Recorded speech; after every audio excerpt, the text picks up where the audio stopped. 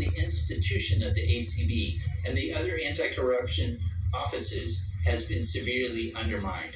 We are concerned about what this means. Different officials in the Malawian government, the Attorney General, the Secretary of the Presidency and the Cabinet, the leadership of the police, the former DPP, other senior officials have all taken action to fight against those who are campaigning against corruption. There's been a campaign of harassment of campaigners, champions against corruption, and instead the government's fighting against them and not against corruption itself. For the government of the United States, through our embassy here, we are actively pursuing cooperation to fight against corruption and not to wage this campaign of intimidation. We are looking, as part of our shared commitment to development, we depend on trust that Malawi will move forward to use public resources, including development funds, with transparency, fairness, and accountability. These recent actions undermine the trust, and that's very disappointing. Taking from your statement, you almost get the impression that you have been in the government and you resigned to thinking there would be a change.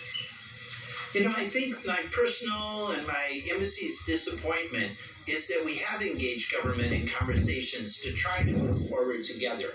But what's been disappointing is we haven't seen action.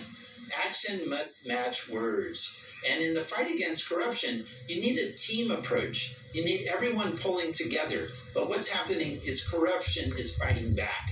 And it's not possible to wage this fight against corruption if people are tied up in internal fights and not moving forward against the actual objective, the goal, which is stamp out corruption here in Malawi.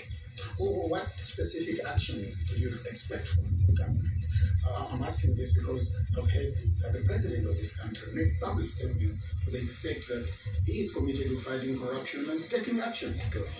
What we've seen over the last 2 months is a concerted campaign by government officials, I've named some of them, who've actually taken steps to try to push out of office the Director General of the Anti-Corruption Bureau.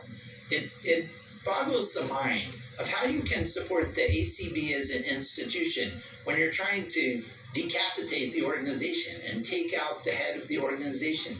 It sends a terrible chilling effect on the ACB as an institution when you're actively campaigning to get the Director General interdicted.